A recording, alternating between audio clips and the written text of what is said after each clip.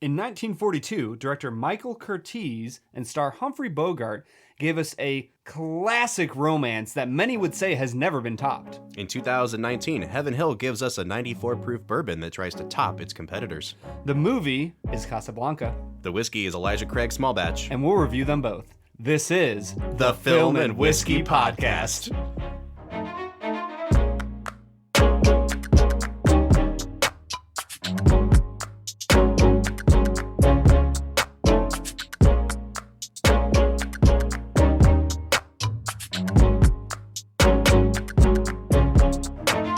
Welcome to the Film and Whiskey Podcast, where each week we review a classic movie and a glass of whiskey. I'm Bob Book. I'm Brad G. And this week we're looking at the 1942 film Casablanca. Fun fact, Bob is going to give this movie a 10 out of 10. Yeah, it's not even a question. It's getting a 10 out of 10. We could pick the whole movie apart and talk about any logical inconsistencies that come up. I would give it a 10 out of 10. I don't care. It's maybe my favorite movie of all time. That's a good question. We should do an episode just about like our top 5 movies and why. Well, I mean, part of the problem is that like I made up this list of movies that we're watching, so I think all my favorite movies are probably going to come into it at some point. I'm really surprised. This list started as a randomized thing that we did. Yeah. And Casablanca was randomized into this month's podcast. Yeah. And, it's one of those movies that if people have seen it, people love it. It's one of the most universally loved movies of all time. But because it was made in 1942, I still think a lot of people haven't seen this movie. And I think that's why it's worth talking about. Yeah. But it's one of those ones that I was hoping we could hold off on talking about because it's like, do we want to do Casablanca this early on in the podcast? Yeah. But look, man. But you have no agency in the matter. I don't. It was randomized, and we can't switch the list. By the internet gods. Yeah. Right? Yeah, they chose for you to talk about this movie on this day. That's right. And I am always down to talk about Casablanca. So, Brad, had you seen Casablanca prior to this viewing? Yes. I'd seen it twice before, I think. Okay. I think I saw it in high school early on, and then maybe when I was right out of college, I remember watching it. Oh, okay. So, about 6 or 7 years ago and a decade ago. One of the problems with talking about a movie like this, and we're going to run into it with Citizen Kane, we're going to run into it with The Godfather, any movie that's this popular and this well loved. Yeah. It's kind of like, what is there to say about it? Yeah. I can't give tons and tons of background. I do think that some of our listeners probably haven't seen Casablanca, and so it's worth talking a little bit about it, but I'm really excited to just hear, Brad, your take on things, because I've probably seen this movie between 30 and 40 times. And Brad, you've seen it. This is your third time seeing it. When you say 30 and 40, is that hyperbole? No, not even a little bit. Like so I would put you this genuinely movie, have probably seen it 38, 9. Yeah. Like full times. That's insane. I love this movie, Brad. Man, so I guess it might be worth, do you remember your first viewing of it? Yes, I do. How old were you? 14. 14? So I got into high school. And I just decided, I saw the list of the American Film Institute's top 100. People were calling you Bobby. Yes, they were at the time. Back in the day. And I just decided, I should probably watch some of these movies. I love watching movies, and I should see the classics. Right. And I think the first one I watched was on Turner Classic Movies, and it was Psycho.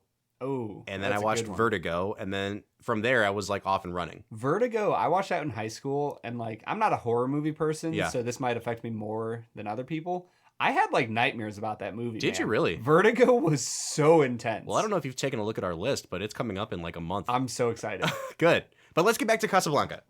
So this movie came out in 1942. It was not the prestige movie of the year from Warner Brothers. It was not a movie that was supposed to win tons of Oscars, but it was so well beloved. It was a moneymaker, and it launched, the leading man career of Humphrey Bogart. Because up to this point, he'd basically just played the gangster, the bad guy. And now here he is as a romantic love interest. That's so funny because if you look back on the legacy of Humphrey Bogart, I honestly didn't even know that he was the gangster bad guy. Yeah, I only know him as the heartthrob love interest. Sure. And he plays this role so well because you need a guy like Humphrey Bogart to be this sort of anti-hero that his character is. And what he offers this movie, I think it made the movie successful. This movie ends up winning Best Picture at the Oscars over movies that were supposed to be more quote-unquote Oscar-y than it was. Right. And I think that speaks to, even in this time, it is just an entertaining, crowd-pleasing movie. I mean, and it goes so much deeper than that. But the number one thing about it is that I've never met anyone who walks away from this movie saying, I didn't like this movie. Really? Except for you. Are you going to say it? Oh, no, I love this movie. Oh, good. Okay. Yeah, no, this movie is brilliant. It's incredibly well made. The script, the cinematography, everything about this movie, the music. Yeah. As time goes by. Oh. Well, okay, look. We have to press pause and we have to explain the movie. Okay. We have to do a Brad Explains on the movie Casablanca. Brad Explains the movie. So, Casablanca is a romance. It's a love story. And it is about Humphrey Bogart, who is a nightclub or a saloon, jazz call bar? it a nightclub, sure.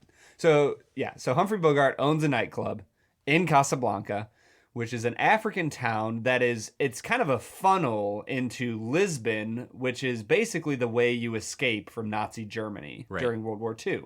You escape through Marseille, down into Africa, you go through Casablanca to Lisbon so you can get to America so you can escape the Nazi regime.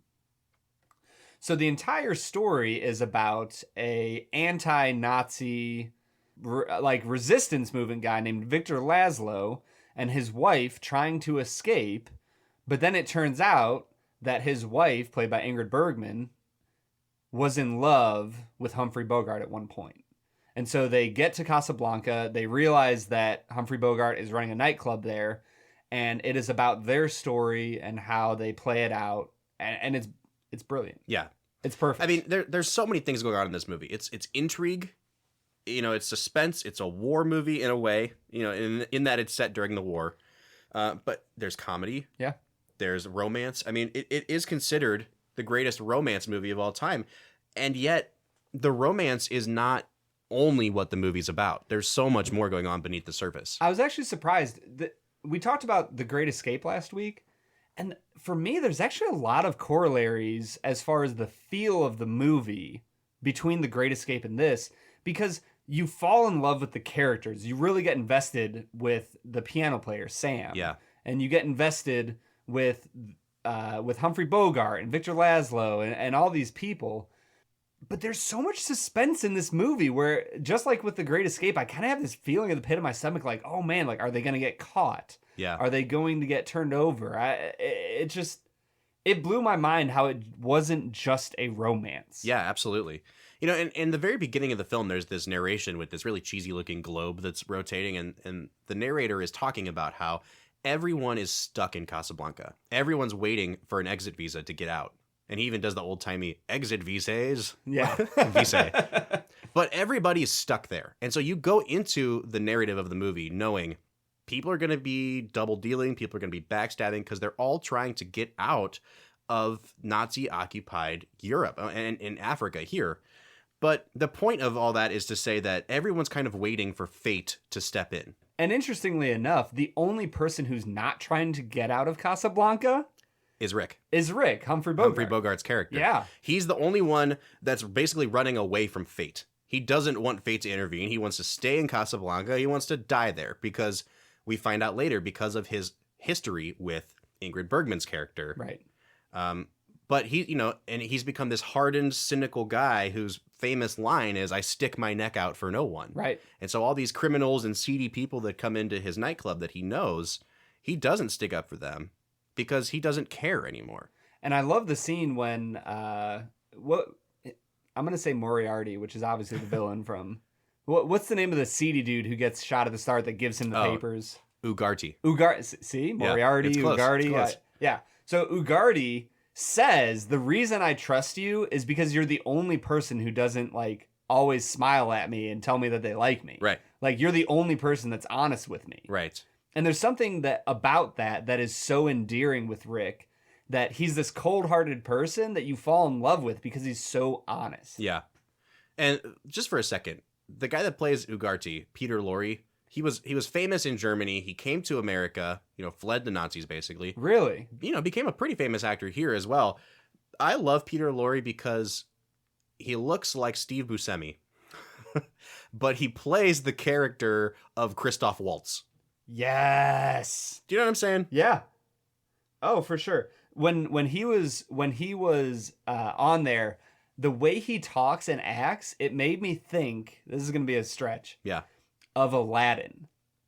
Huh. When the genie does his death scene, you know what I'm talking about? When Aladdin asks, when he's telling Aladdin the qualifiers to the rule, and he goes, "I cannot bring people back from the dead. It would be nasty." For some reason, that popped into my head as he was talking. I would not be surprised if Aladdin actually does have a Peter Lorre reference in there somewhere. Yeah. But anyway, all that to say, this cast, every single person perfectly fits their role in this movie. Every person top to bottom. I mean, Humphrey Bogart and Ingrid Bergman, sure. But then you've got, Peter Lorre. You've got Paul Henreid playing Victor Laszlo. You've got Dooley Wilson playing Sam, the piano player.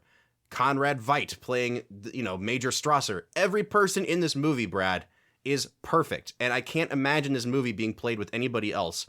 And I have to say, if we're excluding Humphrey Bogart, the best person in this whole movie is Claude Rains. The French lead guy. Yes. He is so funny in this movie. And we're going to skip ahead if we start talking about the script. But he is the perfect person.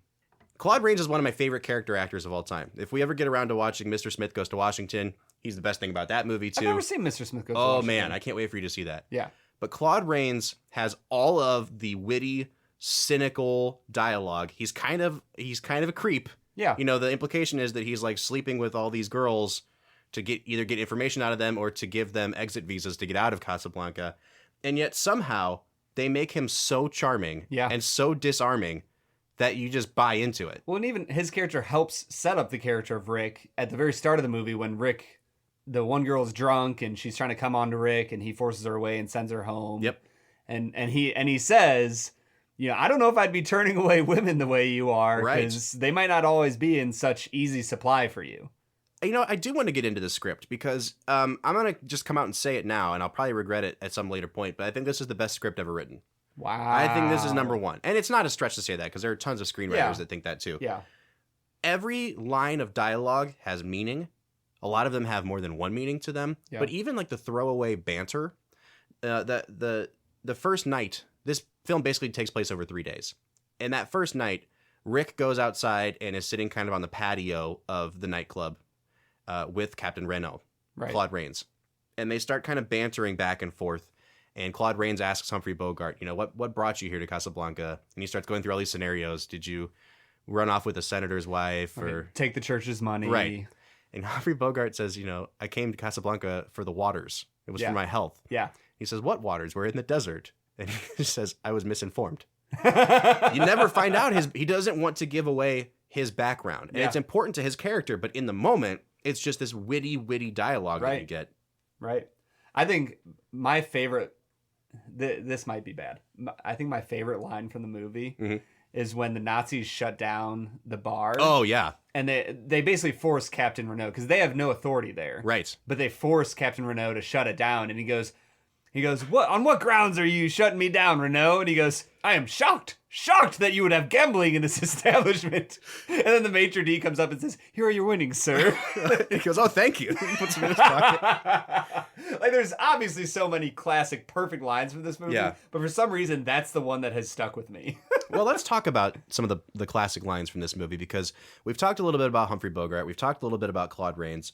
But you can't go any further into this movie without talking about Ingrid Bergman. Yeah. And Ingrid Bergman has maybe the most famous line from this movie. It's right up there with some others, but it's the most misquoted quote in movie history. People think that she looks at Sam, the piano player, and says, play it again, Sam. And that's not what she says. She says, play it, Sam. Play as time goes by. And Ingrid Bergman in this movie is so perfect. I mean, first of all, she may be the most beautiful woman to have ever existed, right? To have graced the earth. To have ever graced... Helen of Troy has nothing on Ingrid Bergman. When Dooley Wilson starts playing As Time Goes By, when he starts playing it, they cut back to Ingrid Bergman's face. Yeah. And you know that these two characters have a history. You know that somehow she knows Humphrey Bogart, but you don't know how. And that won't be revealed for probably another 10 minutes of the film. Yeah. They cut back to Ingrid Bergman's face, and it they is an sit on it for such a long unbroken shot time. for like 25 seconds. Yeah. And her small facial expressions and the sadness and the regret and the trip down memory lane You see everything in her face, and it's a close-up. I literally, when that scene happened, I was mesmerized. Yeah. And I think that this is another example of where older films can do so much more because they couldn't do all the things that they can do in today's film industry. Where you truly had to act not only well, but you had to act perfectly in a way to draw the audience in to the emotions of the scene. And she typifies that perfectly in that scene.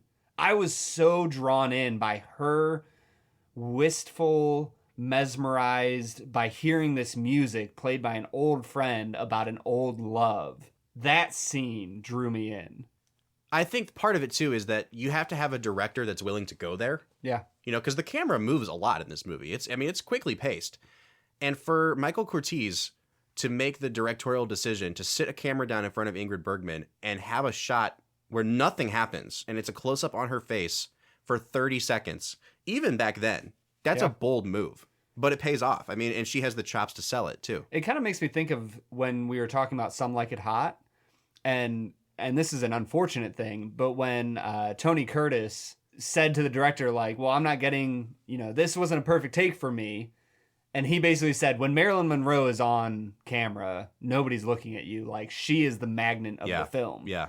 And like, that might have been unfortunate in that case, but in this case, Ingrid Bergman truly brings this film to life with her emotion, with her passion, she is so well thought through. Her character is well written. Yep. And the directorial decision to sit with her in those moments is brilliant. But it's not just her either. And I think that I've seen a lot of Humphrey Bogart movies, and Treasure of the Sierra Madre is right up there for me. This is still, in my opinion, the best Humphrey Bogart performance. And it's because of one scene. And it might not be the scene you're thinking of, but the scene with the famous line, of all the gin joints in all the towns, is my favorite scene in movie history, I think. Yeah. Because it's first of all, it's crucial to the plot. Explain the scene a little bit. Yeah, I'm going to. Yeah. So the first day of the movie, basically there's this level of intrigue that someone has murdered German couriers. They've brought letters of transit that could let anybody get out. Scot-free into Casablanca, and you find out that this guy Ugarte, who murdered the couriers, was supposed to be meeting Victor Laszlo, Ingrid Bergman's husband, in Casablanca, and they were both going to get out. Anyway, everything gets fouled up. Ugarte gets arrested. Humphrey Bogart comes to possess these letters of transit, and he's hiding them in the restaurant, in the nightclub.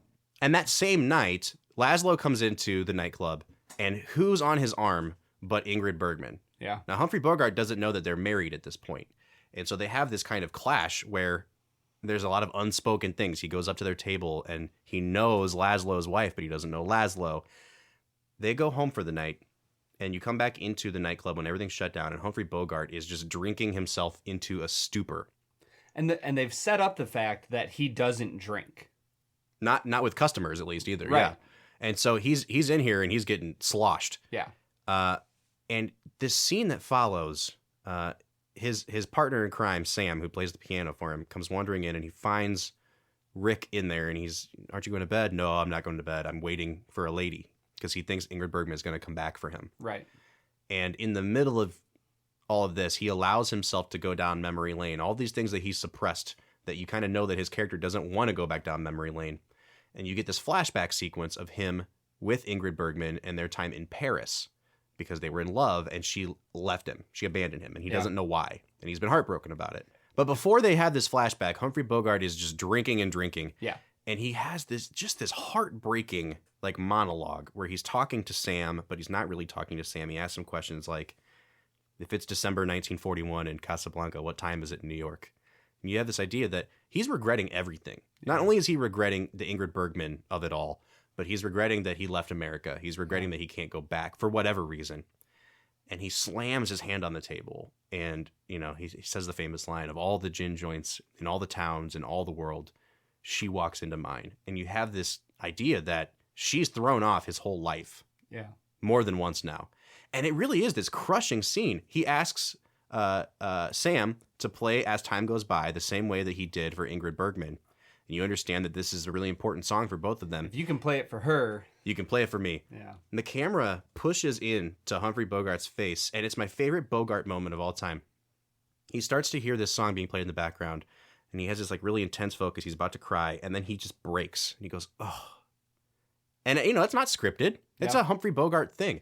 Humphrey Bogart does not get enough attention or credit for the subtlety that he brings to this role. Because we know Bogart. We know, here's looking at you, kid. Right. But we don't give credit to the really nuanced, subtle ways that he goes about portraying this heartbroken man.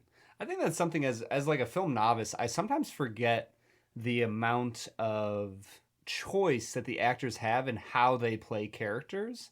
And that in a lot of ways, I don't know, everything feels so produced and everything feels so directed that sometimes you forget that these actors make choices on how to play a character, that all they have to bring this character to life is a script. And obviously the director gives them direction on like, well, in this moment you're feeling this and I want you to express these emotions. But they still have to make choices on how they express those emotions and what their facial features do. And they have to have control over all those things. And you see that in Humphrey Bogart in that moment. And he makes a choice to break in that way that is so relatable that just draws us into his character. Absolutely. And with Bogart, too, it's everything about him. Like, he is obviously the perfect person to play this anti-hero character. But I mean, even when Laszlo and his wife come in and they're sitting at a table with Captain Renault and everyone's doing this kind of congenial, like, putting on airs for each other. Right. It almost feels like a vaudeville performance of like, nobody's saying what they really want to be saying. Bogart just comes in and crashes it. Yeah. And he sits down and he's lounging on the chair and kicking his legs back. And first of all, he's just the pinnacle of cool. Yeah. Oh, yeah. But he's doing what no one else will do. And he looks right at Victor Laszlo's wife and they talk about how they knew each other. And everyone's getting kind of uncomfortable. And he looks at her and says, "I remember every detail. The Germans wore gray. You wore blue." And I'm just like, oh my gosh, can you imagine being this lady's husband right now? Yeah. But he doesn't care. And I think the way that Bogart is able to balance how his character can be kind of a jerk at points until he finds out the real story, with also us sympathizing with him, it's a beautiful performance. Rick, I have to talk to you. I saved my first drink to have with you. Here. No, Rick, not tonight. Especially tonight. Why did you have to come to Casablanca? There are other places. I wouldn't have come if I'd known that you were here. Believe me, Rick, it's true. I didn't know. Funny about your voice, how it hasn't changed. I can still hear it. Richard, dear, I'll go with you any place. We'll get on a train together and never stop. Don't, Rick. I can understand how you feel. You understand how I feel. How long was it we had, honey? I didn't count the days. Well, I did. Every one of them. Mostly I remember the last one. The wow finish, a guy standing on a station platform in the rain with a comical look on his face because his insides had been kicked out. Can I tell you a story, Rick? You got a wow finish? I don't know the finish yet. Well, go on, tell it. Maybe one will come to you as you go along. The scary thing for me in this movie, and this, I don't know if we need to say the words spoiler alert, but like, the scary thing for me about this movie was, do you remember when we watched An American in Paris and how the two main characters fall in love and the guy that's supposed to marry the main female character is just kind of like, oh, well, you go off and be with your American beau. And you're just kind of like, wait a second, like, I thought you were in love with this girl. Yeah. I was worried that was going to happen in this movie, that Victor Laszlo was just going to be like, oh, well, you fell in love while you're in Paris. I guess you can just go be with Humphrey Bogart now. Right. Which doesn't happen. But there was something about that scene when they first meet in the saloon where I was kind of like, bro, you do realize that your wife is like, this dude's like hitting on your wife right now. Yeah. And he's referencing a former love relationship that they had. Right. And he's just kind of like sitting there. Nonchalant about it. Yeah. So and obviously the fact that he's French, it's a World War II style movie, made me think about An American in Paris. Yeah. But that, I don't know why, but that popped into my head and I was just like, ooh, I don't know how I feel about that. Right. And even later in the movie, Victor Laszlo says to Ingrid Bergman, he basically says, like, was there something between the two of you? Yeah. As if he didn't know. Like, it was super obvious. It's that there was very, something very between them. obvious. What I love about this movie, though, and you know, having seen it so many times, I know like every beat of the movie, and you really remember like the end sequence, which again, you know, we get into spoilers here, but here's looking at you, kid. Yeah. What leads up to that, though, is that Rick, Humphrey Bogart's character, in order to sell what his plan is, which is Victor and Ilsa have to get on this plane together and not me. Right. There's only 2 letters of transit to get out of here. He has to lie to everyone, basically, and make it seem like he's going to steal this guy's wife. And he's so successful at it because you really are convinced up until the moment that he pulls a switcheroo on the audience and everyone in the movie that he's about to do it. And I think that for the direction and the script to go in that direction and sell us on it really says something. Yeah. With that scene, there's 2 problems one of the main problems I had with this movie, for some reason, I got the impression that the 2 letters of transit were on 2 separate people. And the person that they killed at the very start of the movie had one of the letters of transit, and Ugarte only had one. Oh, I was under the impression I know what you're referring to. So at the very beginning of the movie, they're kind of showing the audience what it's like around Casablanca with all these seedy characters. People are getting pickpocketed and things like that.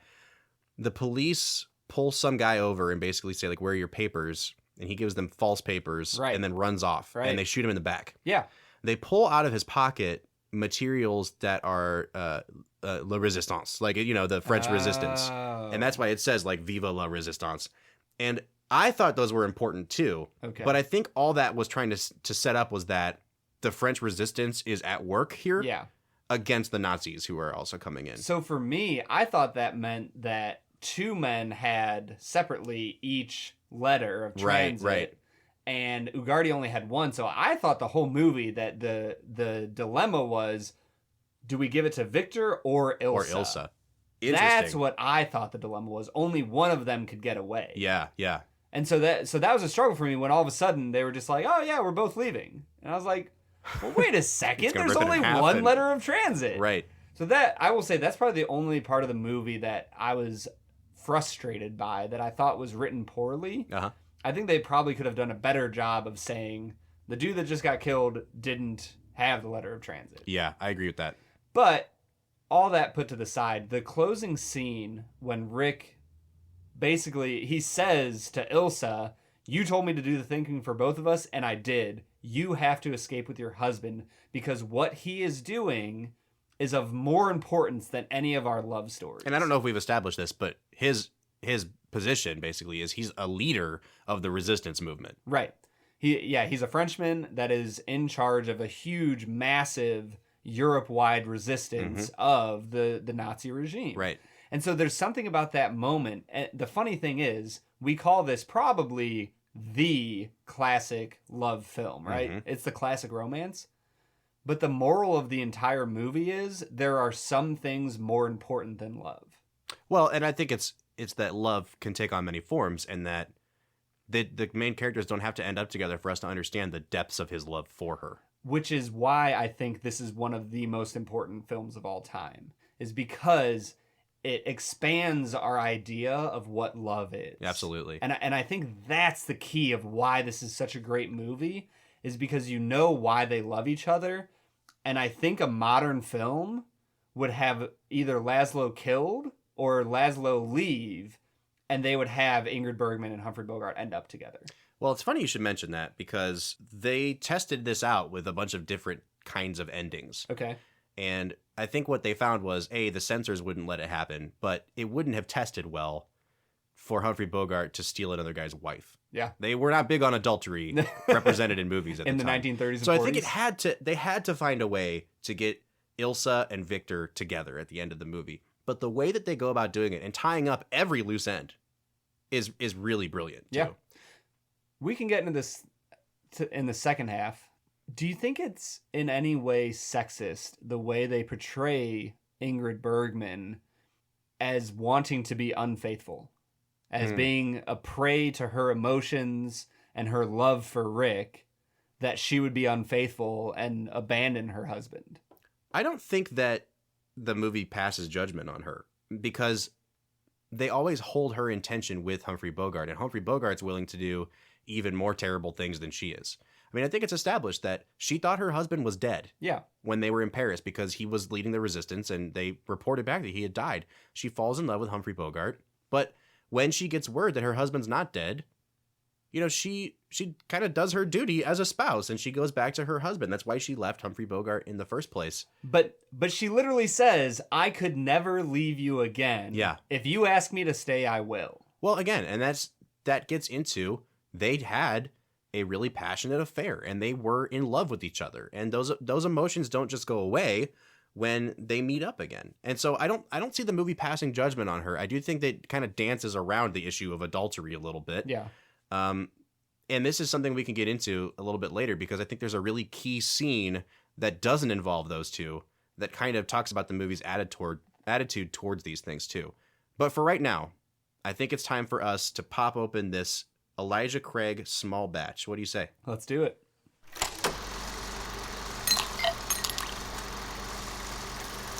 So today we are looking at Elijah Craig Small Batch, 1789 Kentucky Straight Bourbon Whiskey. It's a 94 proof.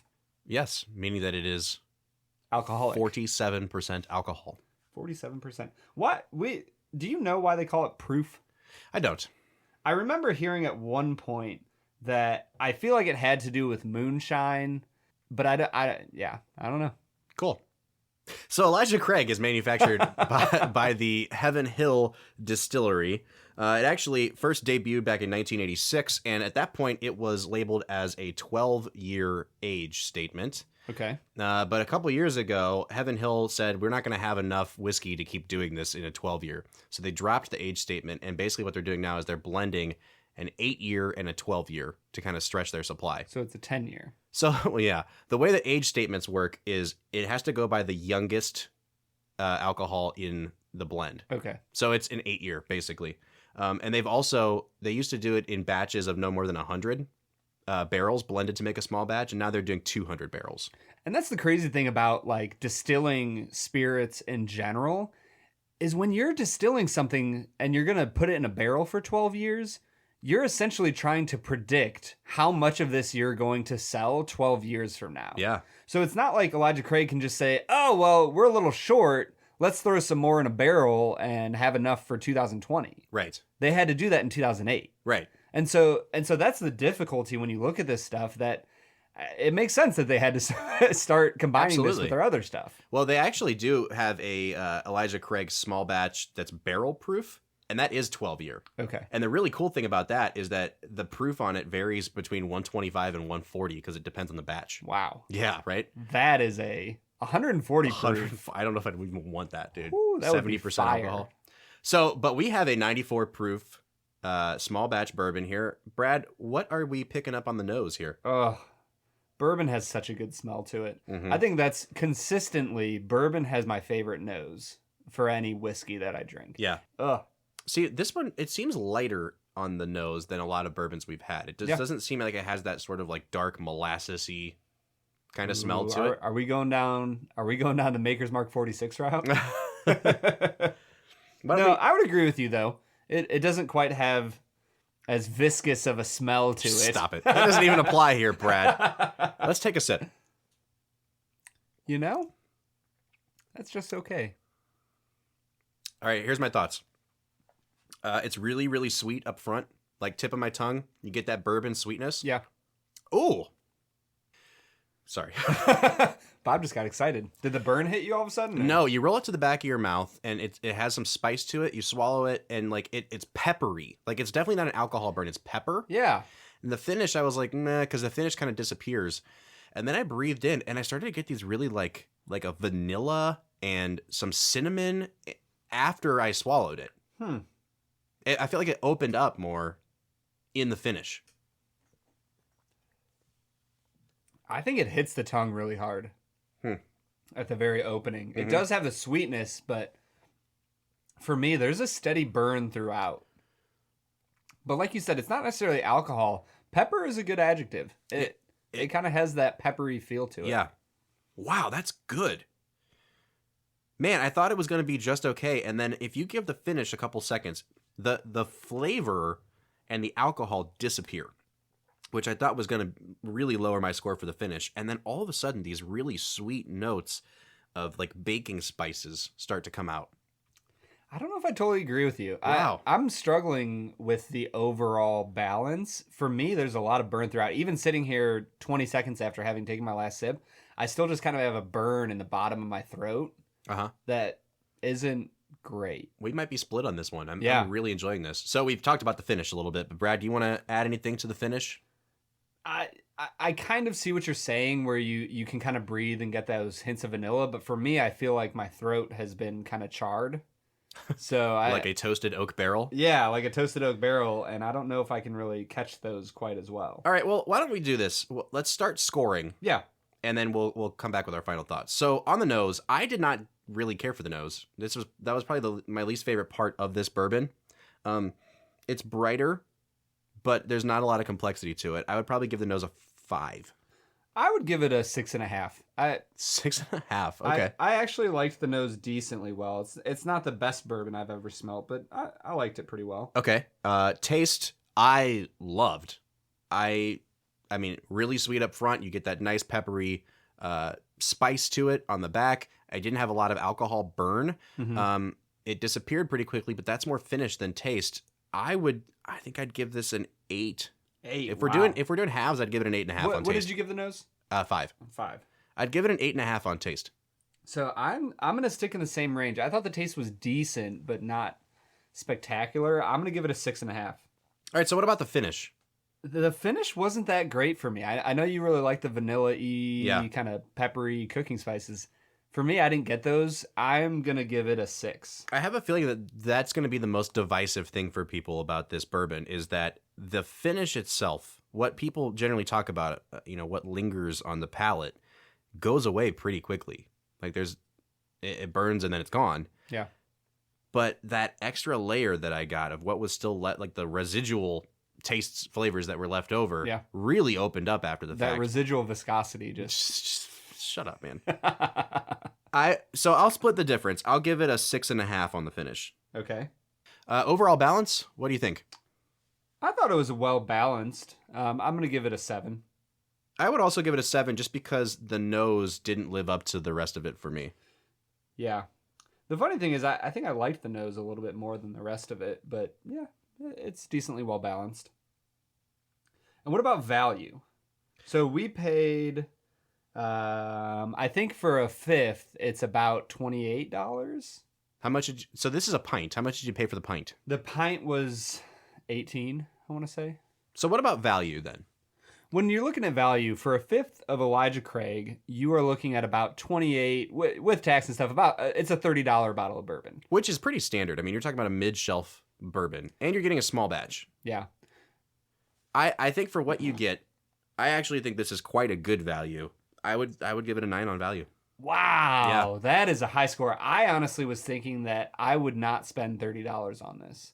I'm going to give it a 4 on value. So this is the thing, value is our new category that we're trying out here. But I guess my question is, if you could buy something at a similar price point that was made the same way, like a small batch that you enjoyed, like your value score would go way up, right? So how much does your enjoyment of it really factor into the value? Because I think just to say I wouldn't spend $30 on it doesn't mean that 30 for a small batch bourbon isn't a bad price.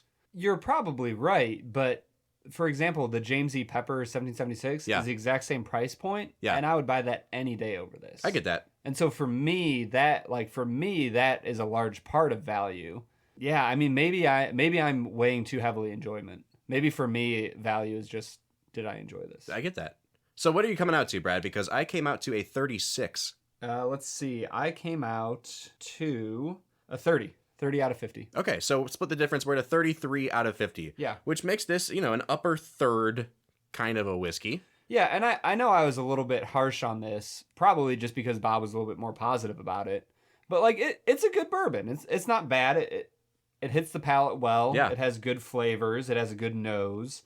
It's a solid bourbon, but for me, it's just okay. I do think that this is worth the price, especially at only $28, $29, because I'm picking up flavors in this that I don't get in really cheap, low-end, low-grade bourbons. Yeah. It's obviously, which is why you're paying $15 more. Exactly. If they were charging $40 or $50 for this, I don't think it would be a good value. But it's right in that middle tier. You're going to find it on the middle shelf, and I think that it is comparable to a Buffalo Trace or anything in that price point. Yeah. All right, so that has been Elijah Craig's Small Batch. Brad, what do you say we get back into talking about Casablanca?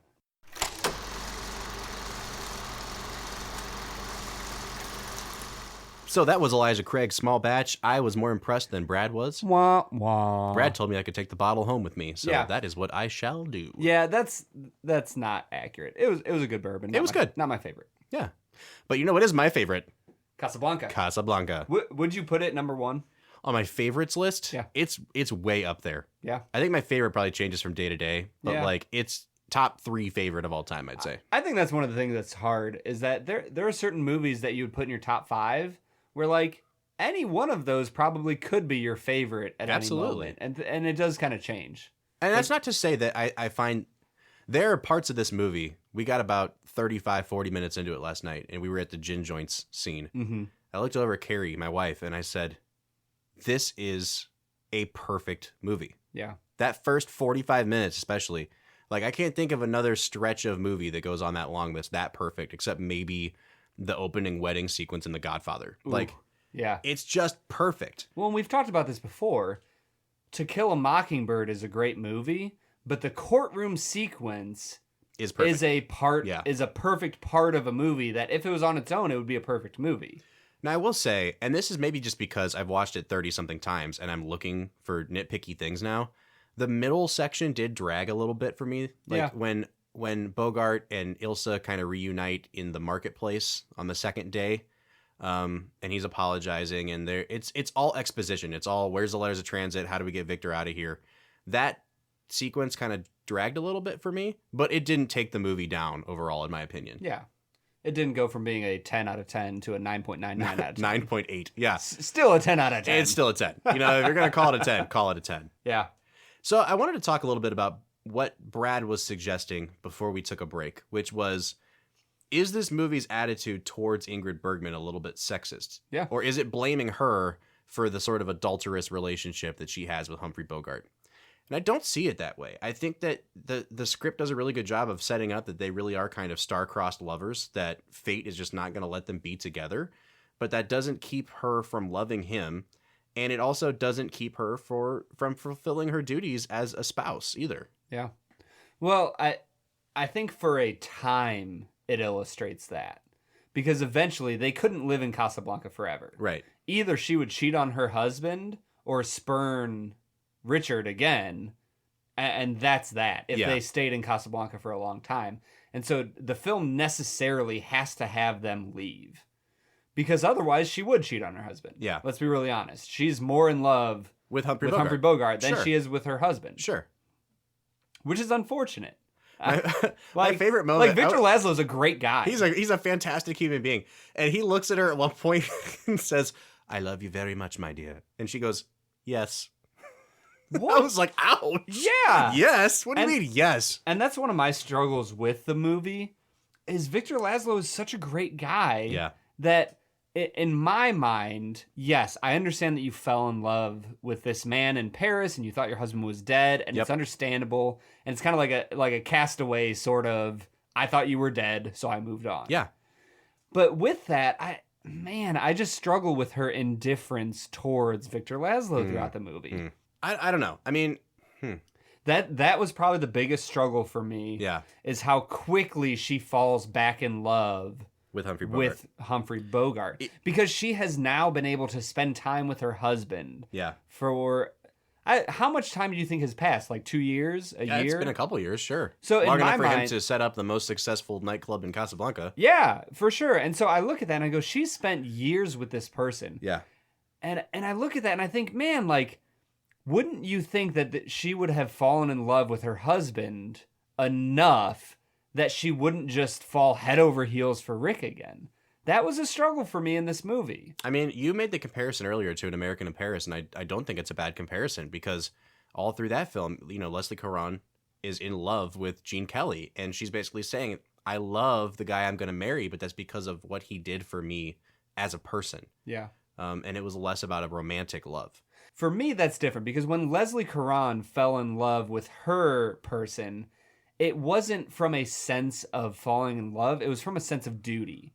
Like, he saved her when she was a child, and she grew up knowing him, and it was expected of her to marry him. They definitely set up this idea of, I was expected to be with this man. Whereas in Casablanca, they don't talk at all about their about Ingrid Bergman's past, Ilsa's past. And so you have this sense that she fell in love with Victor Laszlo at one point, married him, he died, she then fell in love with Rick when she never thought she would fall in love again because she had loved her husband at first. So for me, there's a sense of like, when she found out that her husband was alive, she should find those old feelings she had for him and fall back in love with him. And you don't get that at all. So there's this great scene in the movie where a young Bulgarian couple comes into Rick's, and the husband is trying to win at roulette, and of course he's losing because the game's rigged, right? But basically it's implied that Captain Renaud, Claude Rains' character, is going to hook them up with exit visas if the wife sleeps with him. Sex is used as a tool in this movie in ways that really got around the 1942 censors. But this young woman sits down with Humphrey Bogart and is basically asking advice and asking, if I sleep with Captain Renaud, is he going to follow through on his word when we get out of here? And Bogart tells her, yeah, he really will. And she starts asking Humphrey Bogart about the morality of it. Right. She says, you know, if the wife were to do a bad thing to make sure that she and her husband could be in love forever, is that okay? We do not want our children to grow up in such a country. And so you decided to go to America? Yes, but we have not much money, and traveling is so expensive and difficult. It was much more than we thought to get here. And then Captain Renaud sees us, and he is so kind. He wants to help us. Yes, I'll bet. He tells me he can give us an exit visa, but we have no money. Does he know that? Oh, yes. And he's still willing to give you a visa? Yes, monsieur. And you want to know? Will he keep his word? He always has. Oh. Monsieur, you are a man. If someone loved you very much, so that your happiness was the only thing that she wanted in the world, and she did a bad thing to make certain of it, could you forgive her? Nobody ever loved me that much. And he never knew, and the girl kept this bad thing locked in her heart. That would be all right, wouldn't it? Do you want my advice? Oh, yes, please. Go back to Bulgaria. Oh, but if you knew what it means to us to leave Europe, to get to America. Oh, but if Jan should find out. He is such a boy. In many ways, I am so much older than he is. Yes, well, everybody in Casablanca has problems. Yours may work out. You'll excuse me. Thank you, monsieur. She doesn't know what's going on with Humphrey Bogart in that moment. And Humphrey Bogart decides, instead of weighing that option, to let them win at roulette and get the money they need to go. And he's doing that because he feels morally conflicted about what he's doing with Ingrid Bergman. Like, they are having an adulterous relationship, or they're going to at least. And he knows she's doing it, ultimately, to get out of Casablanca, either with him or without him. Right. Because he says that at the end of the movie. He looks at Victor and says, hey, she came to my place last night. She tried to convince me. She pretended, and I let her pretend. Now, I do think that she wasn't really pretending. I really do think she loves him. He was saying that for Victor's sake. Yes. But what I'm saying is he didn't want to perpetuate that kind of relationship with that young couple. And I think that shows us what the movie's attitude is towards the adulterous stuff. Because we know that in war, people have to do stuff that they are going to regret. They're going to have to rob and steal and cheat. Desperate times call for desperate Exactly. measures. And Bogart doesn't want to deal with the moral repercussions of the actions that he's taking. I mean, it's somebody else's wife. Yeah.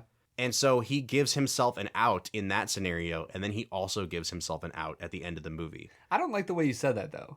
I don't think he gives himself an out. Well, I think he makes solves the problem. He makes the right decision. Exactly, he does. He makes the correct moral decision. Yeah.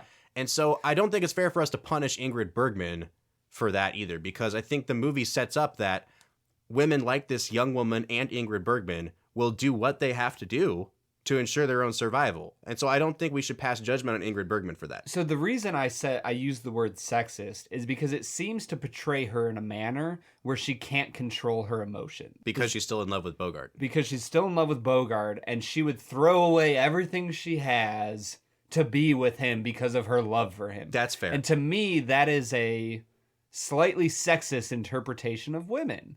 Because I don't think all women are controlled by their emotions. That's a good point, because they can't Bogart's control. not presented that way. He's presented as the one who's going to solve all the problems. Exactly. And so and granted, that is a 1942 perspective. So I don't think we should punish them for being from the 1920s and 30s. But you're right. She should have had more agency over what she was doing. Exactly. I get that. That's a good point. What I'm saying.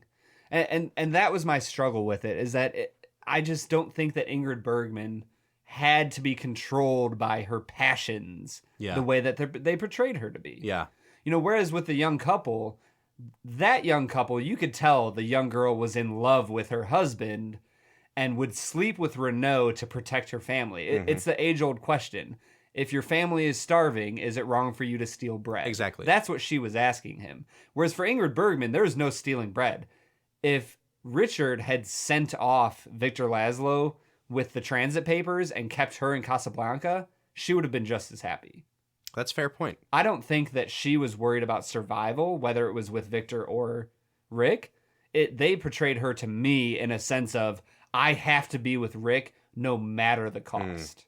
And that's where I struggled with her character. Yeah. I don't think she had enough depth. I think that's a good point. And it just goes to show, even in a movie like Casablanca, there are things to nitpick about. Yeah. But that gets us to our final scores. And we already, 1 out of 10, Bob. we already know. Terrible movie. We already know that I'm giving it a 10 out of 10. Like, even with the nitpicky things that I saw last night on my 40th viewing, Yeah. I'm not dropping it down. If you watch a movie 40 times, listen, I have a 2-year-old son. We have watched the movie Coco 758 times. And, like, I still love Coco. Yeah. Of course, after viewing it 100 times, you're going to find something to complain about. Casablanca is as close to a perfect movie as humanity will ever achieve. And it is a 10 out of 10. Will ever achieve. Ever. Brad, what do you give it? 9.5. 9.5 out of 10. Yeah. I agree. Man, I agree with you that it... I just want to double check because I want to make sure. Yeah. The Aviator is a better film than Casablanca. So that's part of the problem with ranking all these films that I'm running into. Yeah. Is that sometimes my ranking for a film doesn't associate with your all of score. my other rankings Yeah. that I've given Yeah, other yeah. films. But when you give something a score and you've given a bunch of other things a score, Yeah. they are automatically related to each other. I get that. So the hard thing for me is Casablanca a better film than Some Like It Hot? Yes. And the answer universally would be yes. Did I enjoy Some Like It Hot more than Casablanca? Brad. And the answer is yes. What? What? How can you enjoy anything in life more than Casablanca? All right. I can't complain too much. Brad gave it a 9.5. And that's the struggle for me. I recognize that it's a perfect movie. But it's a 9.5. And that's the thing. Am I giving it a score based on its critical qualities, or am I giving it a score based on my enjoyment of the film? I completely get it, dude. And honestly, I make fun of Goodfellas a lot, but I gave the film an 8.5. If I gave that film based on my enjoyment, I would have given it a 4 or 5. Yeah. But I recognize what Goodfellas did for the industry. I recognize the technical brilliance of the movie, and I gave it an 8.5, and I tried to be honest about that. And so for me, if I had to, we haven't done this before, I will give it a 9.75. Ooh. My enjoyment was a 9.5. The technical quality is a 10. It's a 10. Split the difference. And so if I had to, I would say it's a 9.75. Listen, man, I'm not going to pressure you to change your vote. If you have a 9.5 in mind, stick with the 9.5. Like, own it. There are classic movies that we specifically put on this list that I don't like. And when we get to them, I'm going to be in a very small minority saying, I think this movie is awful. Yeah. And you know what? Own it. Like Endgame. I didn't think Endgame was awful. You didn't think it was great, though. I didn't think it was great. But you know what is great? Casablanca. Yeah. We're nitpicking over a half of a number. Right. I agree. I can fully appreciate why anybody, and I hope a lot of people would give it a 10 out of 10. It's such a good movie. It has aged so well. Yeah. I think that's one of the big things. Like, you watch The Great Escape that we talked about last week, and that's a film in color, and you can tell it's an older film, but it still has more qualities that we can appreciate as a modern audience. Casablanca is an old movie. Black and white, 1942, a completely different era with different ethics, different morality than we have in our current generation, and it's still a perfect movie. And so I want people to rate it a 10 out of 10. I give it a 9.5 out of 10. I love the movie. Let's hear what you think. Reach out to us on Instagram, at Film Whiskey with an E, on Twitter, at Film Whiskey with an E, on Facebook, Film and Whiskey Podcast, or you can call into our call-in line, Give leave us a a call. voicemail, and nitpick with Brad over half a point. What's the number, Brad? 216-800-5923. Once again, that is 216-800-5923. And guys, we're still a new podcast. Share it with your friends and family. If you're enjoying what we're putting out there, give it to your friends. Share us with the world. Give it to your wrap it up at Christmas time. Record it on a cassette tape. Give it to your Aunt Shirley. Guys, for the Film and Whiskey Podcast, I am Bob Book. I am Brad G. We'll see you next time.